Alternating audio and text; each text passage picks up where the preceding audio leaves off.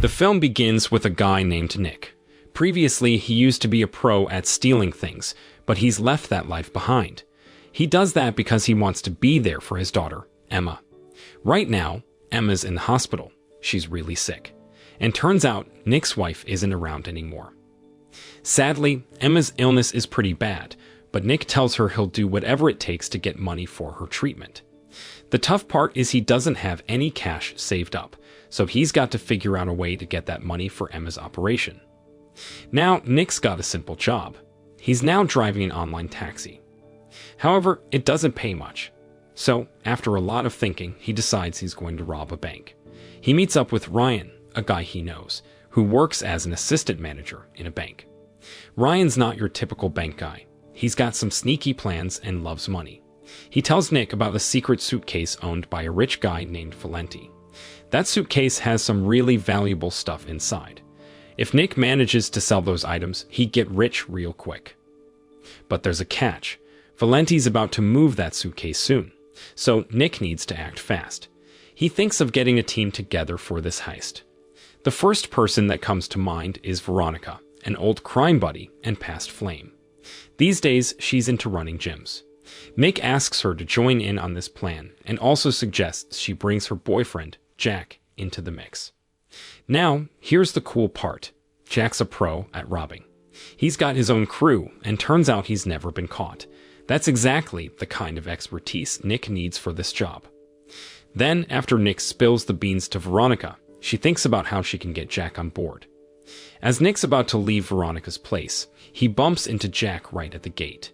Once Nick's gone, Veronica wastes no time and fills Jack in on the whole heist plan. Oh, and she's also hoping to get a piece of the pie to settle some debt with Jack. Later that night, Nick gathers the whole gang at Veronica's house. He breaks down the heist plan for them. And turns out, he's a pro at planning heists. Every plan he's made is flawless. He's so good that he wraps up heists in less than 20 minutes. And for this job, Nick's got Jack's crew on his side. Plus, he's also got his hacker buddy, Xander, helping from behind the scenes. The whole heist seems pretty straightforward. They have Ryan on the inside of the bank, and they're just after a suitcase. But Nick's cool with Jack's team grabbing other stuff too, as long as it doesn't mess up their main goal. Once Nick lays out the whole plan, he tells everyone to take a break and relax. Then, once the team talk wrapped up, Jack seemed a bit iffy about Nick's plan. He was worried they wouldn't get a fair share, but Nick told him to trust him cause he will split the loot evenly. Now all they need to focus is about this heist first. Not long after, the big day comes. Xander's working his magic on the bank's CCTV and alarms from a safe spot. Veronica's keeping an eye on things from the car outside the bank. A little while later, Nick and the gang, all masked up, walk into the bank. Things moved quickly. The bank goers became hostages. Jack and his crew grabbed the key to the locker from Ryan. They needed to be super fast, especially when Xander spotted some cop cars heading towards the bank. Besides snatching the targeted suitcase, Jack and his guys grabbed some extra cash and bling from the locker. They all rushed to their getaway car, with the police hot on their heels. Just when it seemed they were all set to escape, one of Jack's guys took a detour to off Ryan, even though Ryan was supposed to get a piece of the pie. Thanks to Xander's smarts, he sent the cops on a wild goose chase, giving Nick, Jack, and the crew a clean getaway. In the car, Nick cracked open the stolen suitcase, and inside there is a bunch of drives packed with some super important info. Turns out, selling just one could get them a whopping $500,000. Hearing that, Jack and his crew's eyes lit up. Wanting to keep the peace, Nick handed one drive over to Jack. In evening, the gang split up at a quiet spot, but things went south real quick for Nick. His car started leaking, and to make matters worse, Jack and his guys had already taken off.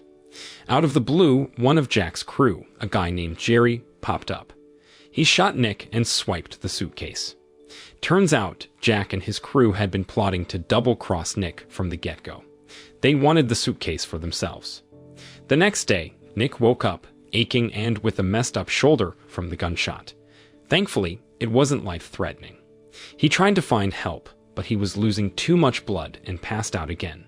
A cop found him and got him to a hospital. When Nick came to, he was met by two detectives, Cooper and Owens.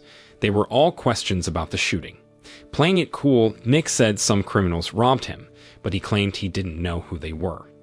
He didn't want to rat out Jack and his crew because, well, he'd get in trouble too. Even though Nick tried to sound believable, Cooper had his doubts, especially when he found out Nick was using a fake ID with the name Thompson. Meanwhile, Jack and Veronica were chilling in a fancy villa, planning to stay there for a while until things calmed down. Soon enough, Jerry gave Jack a call, pressing him to cough up some cash. Jack, in return, asked Jerry to chill a bit, explaining he hadn't managed to sell the stolen drive just yet. On a different note, Nick had made up his mind to break out of the hospital. He couldn't let Jack sell that drive, no matter what. He had to put a stop to Jack's plans so he could pay for Emma's surgery. Before making his escape, Nick paid a visit to Emma. Unexpectedly, he bumped into one of Jack's henchmen, a guy named Willis. At that time, Willis sneaked into Emma's room and left a doll with a voice message. In the recording, Jack sounded like he was threatening Nick. If Nick dared to interfere with Jack and his crew, Emma's life would be in danger. After hearing the message, Nick immediately got in touch with Xander, asking him to pick him up. He also pleaded with Xander to keep an eye on Emma at the hospital. Meanwhile, Cooper and Owens were digging into yesterday's bank heist. Sadly, they couldn't find the culprits because Xander had tampered with all the security cameras. Their only lead was Veronica's car plate, which Nick, Jack, and their gang had used to make their escape from the bank. Unfortunately, the car was too far from the CCTV, making it tough to track down. It meant these two detectives had their work cut out for them. Right now, Nick is over at Valenti's place. He admitted that he was the brains behind the bank heist, but got double-crossed by Jack and his crew, who wanted to cash in on the suitcase. There, he offered Valenti a deal that if he could recover the suitcase, Valenti had to cough up $500,000 for his daughter's surgery. Hearing that, Valenti was skeptical at first, but had no other way to track down the suitcase. So, eventually, he agreed to the deal. At the same time, Cooper led a meeting at the police station to discuss the investigation. Cooper was pretty sure Nick was involved in the bank robbery.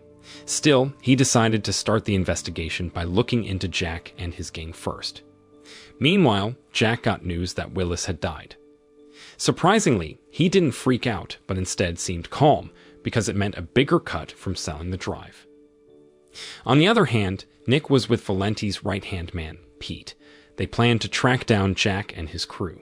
But before they left, Nick decided to visit Emma and brought her favorite chicken noodles. Then, while Nick and Emma were eating, Veronica suddenly showed up at the hospital to visit Emma. This made Nick mad because he felt betrayed by Veronica. On the flip side, Veronica was feeling guilty because she never meant to betray him. She explained that Jack had forced her into it. To make amends for her mistake, Veronica also gave Nick an address. Meanwhile, Cooper and Owens were busy investigating Willis's death.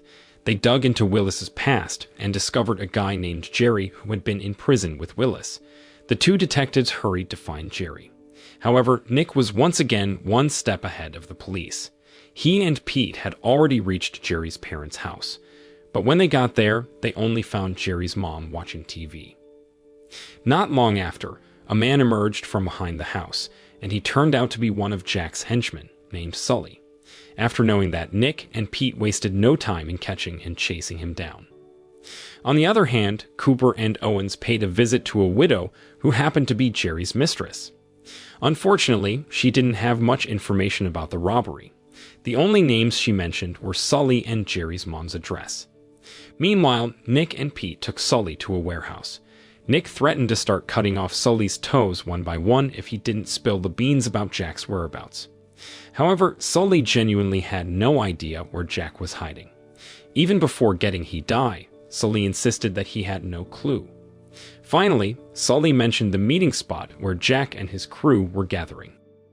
On the flip side, Jack found himself in a heated argument with Veronica because he discovered she had met Nick. There, Veronica explained that she was coerced into participating in the robbery to clear her debt to Jack and gain her freedom. Hearing this made Jack even angrier, and he told Veronica to leave if she wanted to side with Nick. The following day, Cooper and Owens went to Jerry's mom's house. There, they'd finally located Jerry, leading to a gunfight. However, Jerry managed to escape with Valenti's suitcase. Cooper and Owens immediately called in a team to search Jerry's mom's house, where they found a cell phone with Jack's number. They promptly tracked his location. On the other hand, Jack wanted to arrange a meeting with Jerry to make an exchange. Jack would bring money, and Jerry would hand over Valenti's suitcase. Jack also forced Veronica to accompany him. When they arrived at the meeting spot, he was taken aback because Sully had passed out there.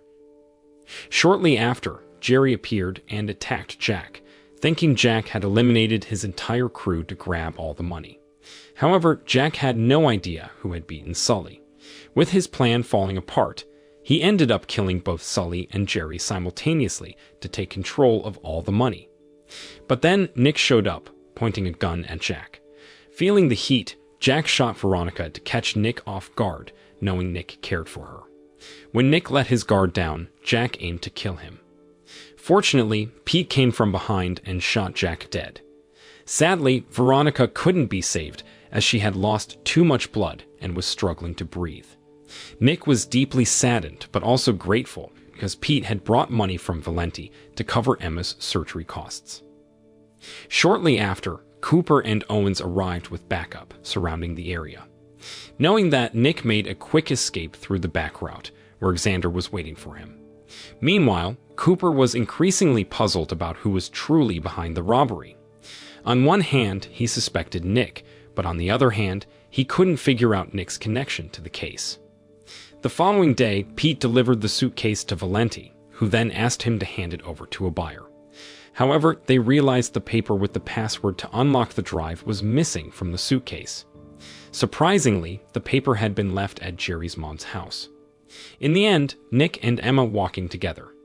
Emma had fully recovered, thanks to Nick's efforts to cover the operation costs, and the film ends. The moral lesson from this film is never trust a bank robber turned taxi driver with your secret suitcase, especially if they have a hacker friend and a daughter in the hospital.